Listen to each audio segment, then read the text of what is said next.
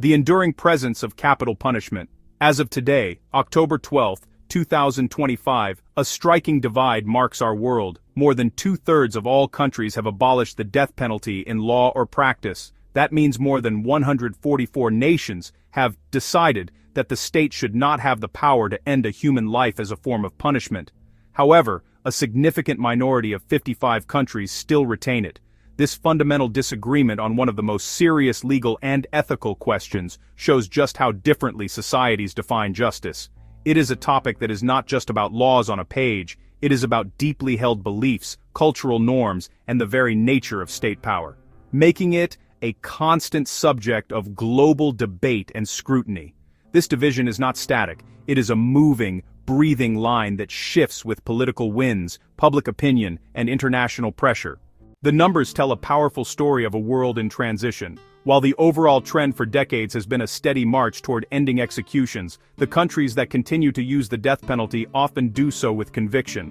This creates a complex global map, where a person's life can depend on which side of a border they commit a crime, a reality that keeps the conversation urgent and ongoing. The global conversation is often dominated by a few key players: China, Iran, Saudi Arabia, the United States. Their actions are closely watched by human rights organizations and international bodies. The fact that these powerful nations continue to carry out executions gives the practice a degree of global legitimacy, even as the majority of the world moves in the opposite direction. This tension between the growing number of abolitionist states and the powerful retentionist ones is the central drama of the death penalty story in the 21st century. Understanding this global divide requires looking beyond simple statistics.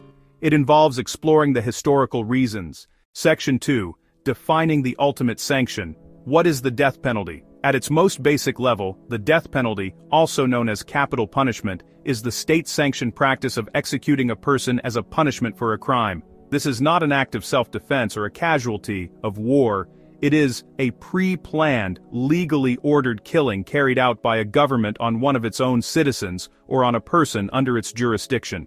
The process is deliberate, beginning with a conviction for a capital offense, a crime deemed so severe that death is considered the only appropriate penalty. Following the conviction, there are often lengthy appeals processes, but if they fail, the state sets a date and method for the execution, turning the abstract legal sentence into a final, irreversible act. The types of crimes that can lead to a death sentence vary dramatically from one country to another, reflecting different cultural and legal priorities.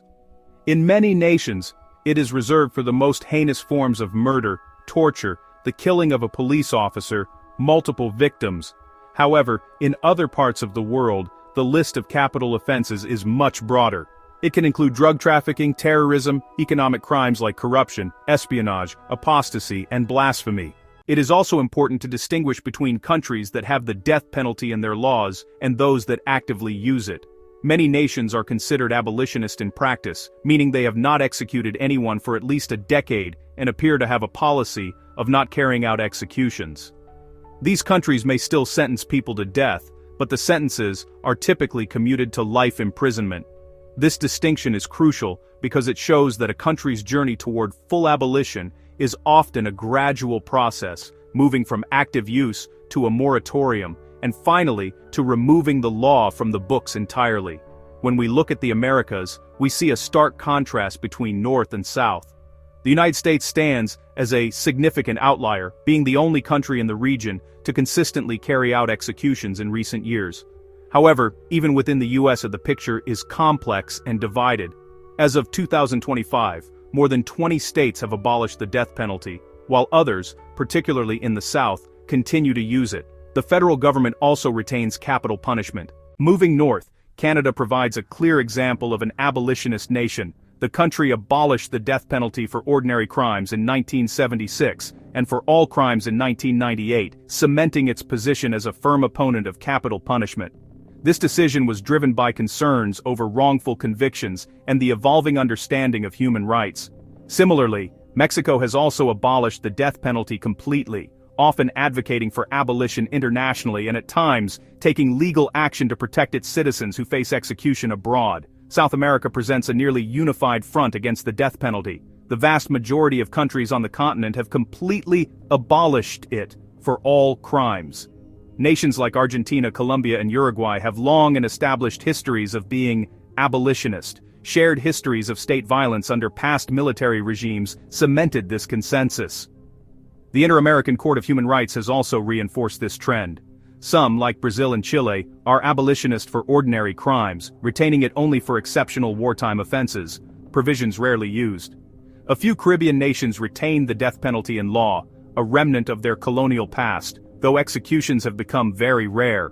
The Charter declares, "No one shall be condemned to the death penalty, or executed." This framework creates a vast territory where capital punishment is legally impossible. Portugal, Finland. The only outlier on the European continent is Belarus, which continues to carry out executions. Methods are shrouded in secrecy. Families often learn only after the execution. Russia maintains a moratorium since 1996, though recent tensions and withdrawal have sparked concerns it could be lifted. Europe's traumatic history forged consensus that governments should never again wield such power. The European Convention on Human Rights evolved through protocols that restricted and then banned capital punishment, first in peacetime and later in all circumstances. This legal evolution reflected a profound shift in societal values and is now central to European political identity. European institutions push global abolition through diplomacy, trade policy, aid, and campaigns to protect citizens abroad. The regions of Asia and the Middle East present a dramatically different picture from Europe and the Americas. This part of the world is home to the most prolific users of the death penalty. Year after year, these regions account for the overwhelming majority of all recorded executions.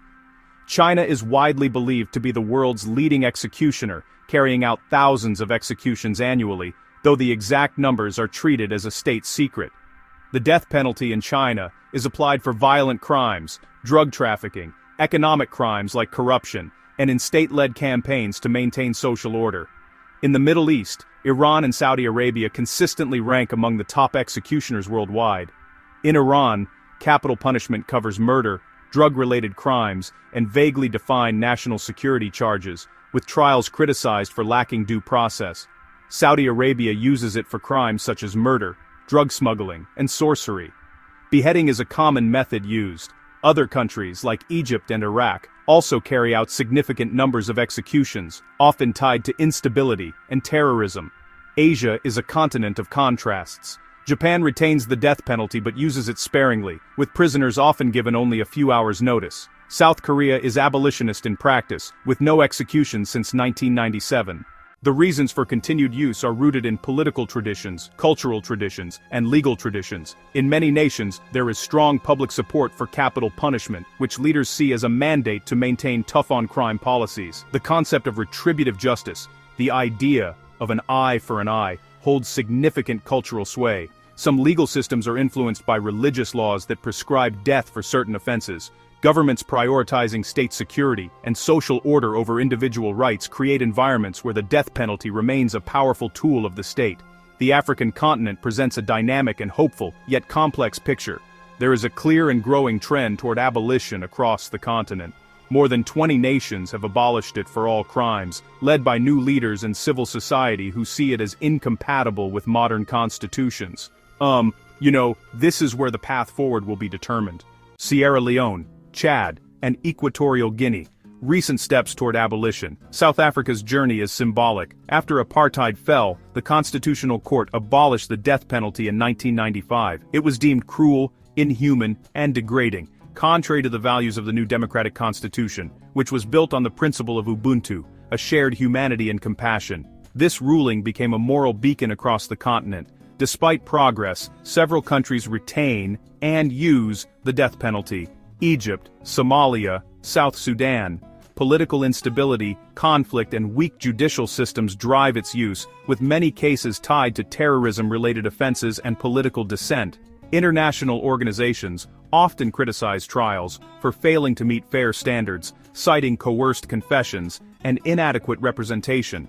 Many countries are in limbo, law on the books, but de facto moratoriums. Kenya and Nigeria hold thousands on death row, while politics and legal challenges halt executions. One of the most powerful arguments for retention is deterrence. The logic, Fear of execution prevents heinous crimes, especially murder. Leaders stress it after shocking incidents, presenting capital punishment as decisive and tough on crime. A commitment to law and order and to protect innocence. Another reason is retribution, justice for victims and families. Some crimes are seen as so horrific that only death is proportional. Cultural and religious beliefs shape legal traditions that may permit or mandate it.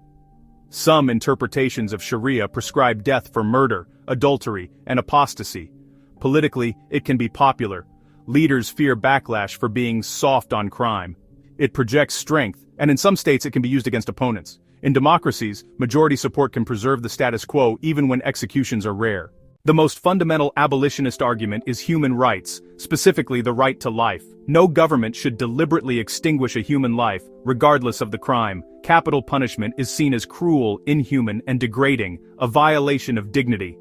International bodies including the UN and Amnesty International frame abolition as a global imperative. The risk of executing the innocent is irreversible and unacceptable. Evidence shows uneven application, impacting the poor, minorities, and those without effective counsel.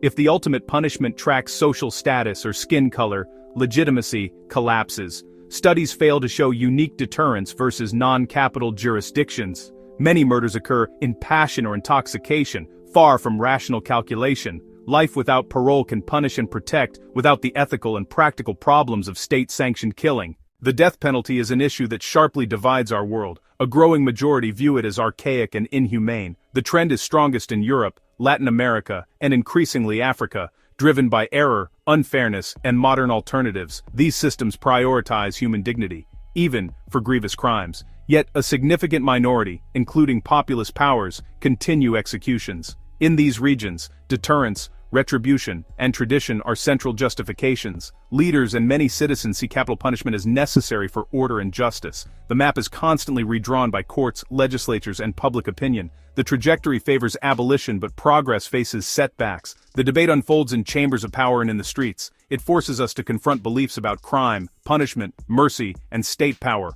Ultimately, the worldwide status reflects a fundamental dialogue about justice in our century. Well, that's the story so far.